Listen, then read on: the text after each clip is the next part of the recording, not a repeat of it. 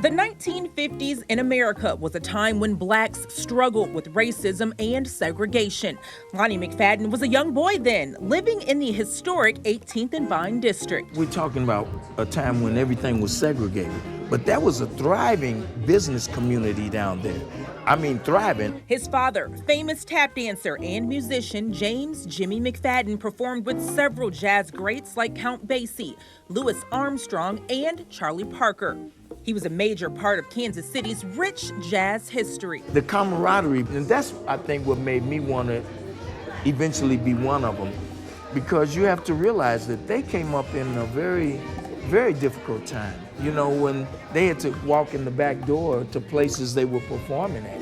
And they had so much joy communicating with each other. So even though I would see Louis Armstrong on television and I knew about New Orleans jazz and history, I knew so much about Kansas City jazz from the time I was a little boy. That love for the culture was passed down to Lonnie and his younger brother, Ronald. I do remember my first gig.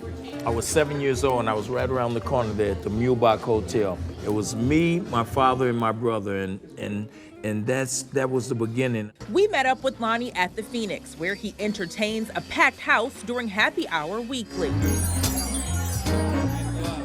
This lifestyle chose me, I didn't choose it. And I know that because I tried to get away from it for a while. I tried to be an adult and get a real job with benefits and all that. It didn't work. I'm able to make a living doing something I love this much. So, and I'm glad to be at least a little part of the unbelievably thriving music community we've got here.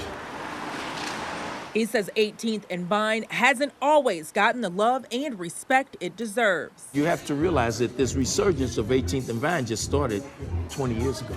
Before that, it was nothing that resembled jazz down there. And it's unfortunate because the Jazz District is important to not only Kansas City's history, but to African American history too. 18th and Vine is just as important as Harlem is. It's just that it's not as big or it's not publicized. And probably one of the reasons is because, you know, here in Kansas City, we don't want to embrace the ugly. We just want to embrace, we're the city of fountains. Lonnie says Kansas City's contribution to jazz is second to none.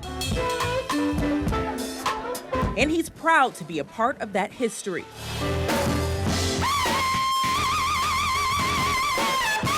If my name is mentioned as one of the guys that carried the torch of my generation, I will feel like I left my kids something to be proud of.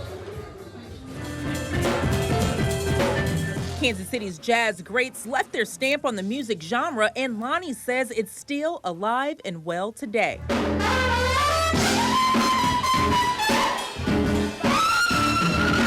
Basically, it went from doom, doom, doom, doom, to doom, doom, doom, doom, doom, doom. And that's still the way we swing right now.